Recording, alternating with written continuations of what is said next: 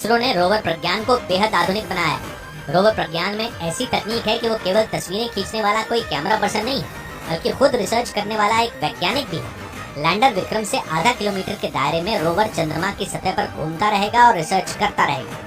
केवल पानी ही नहीं बल्कि चांद की सतह पर मौजूद दुर्लभ खनिजों को भी वो ढूंढेगा। वो चंद्रमा की सतह पर भारत की राष्ट्रीय पहचान भी छोड़ेगा, मसलन तिरंगे झंडे का निशान और इसरो का लोगो, जो चांद पर हमेशा के लिए भारत के वैज्ञानिकों की कामयाबी की छाप बन जाएंगे।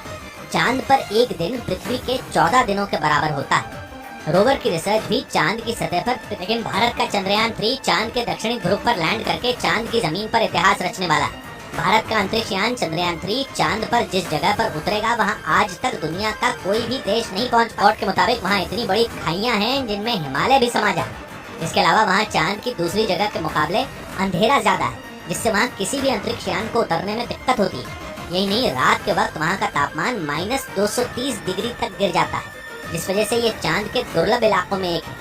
हालांकि वैज्ञानिकों के मुताबिक चांद के दक्षिणी ध्रुव पर पानी मिलने, क्योंकि अगर स्पीड ज्यादा हुई तो चंद्रमा के दक्षिणी ध्रुव पर सॉफ्ट लैंडिंग नामुमकिन हो जाएगी। इसीलिए इसरो के वैज्ञानिकों के सामने लैंडर की स्पीड को कंट्रोल करना सबसे बड़ी चुनौती थी, जिसे सफलतापूर्वक पार कर लिया गया।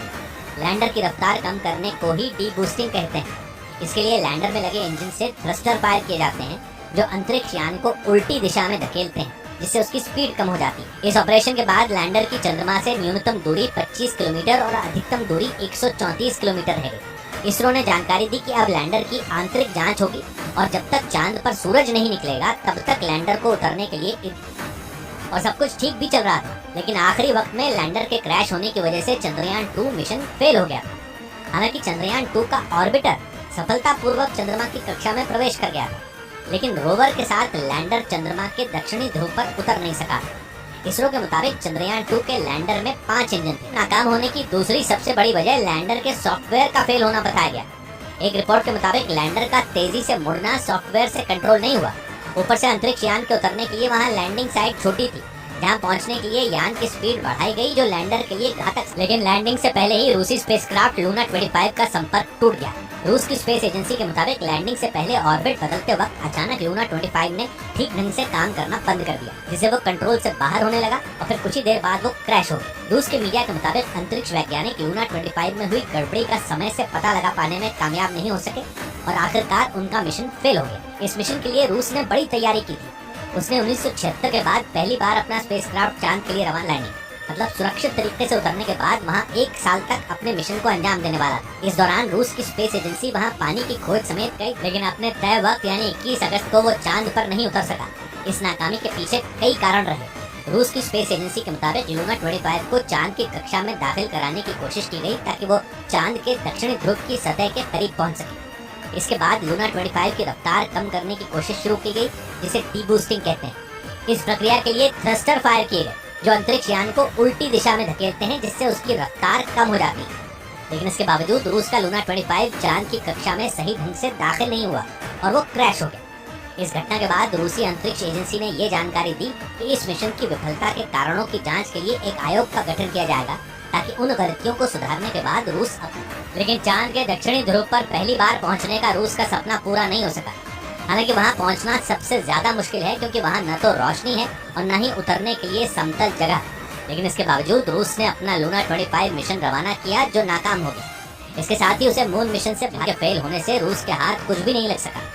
दावा है कि रूस ने चांद के दक्षिणी ध्रुव पर सबसे पहले पहुंचने के लिए ही इतना पैसा खर्च किया, क्योंकि माना जाता है कि चांद के दक्षिणी ध्रुव पर बर्फ के रूप में पानी मौजूद हो सकता है। ये दावा अमेरिका की स्पेस एजेंसी नासा 2019 को इजराइल, 7 सितंबर 2019 को भारत का चंद्रयान 2, 25 अप्रैल 2023 को जापान का स्पेसक्राफ्ट और 3 दिन पहले 19 अगस्त को रूस का लूना 25 स्पेसक्राफ्ट लैंडिंग से पहले क्रैश हो गया। हालांकि इनमें सिर्फ भारत ही एक ऐसा देश है जिसने चंद्रयान 2 की असफलता के 4 साल के भीतर ही चांद पर दोबारा वापसी का प्लान बनाया। अभी चांद पर सफल लैंडिंग का रिकॉर्ड अमेरिका, चीन और रूस के नाम है। लेकिन चंद्रयान 3 चांद की सतह पर सॉफ्ट लैंडिंग में कामयाब रहा तो भारत चांद पर पहुंचने वाला चौथा देश बन जाएगा और चांद के दक्षिणी ध्रुव पर पहुंचने। जी, आपका तो नाम सोमनाथ और सोमनाथ नाम चंद्र से जुड़ा हुआ है और इसलिए आज आपके परिवारजन भी बहुत आनंदित होंगे। मेरी तरफ से आपको, आपकी पूरी टीम को बहुत बहुत बधाई और सबको मेरी तरफ से अभिनंदन कह दीजिए। और हो सके उतना जल्दी मैं आप सबको रूबरू में भी बधाई दूंगा।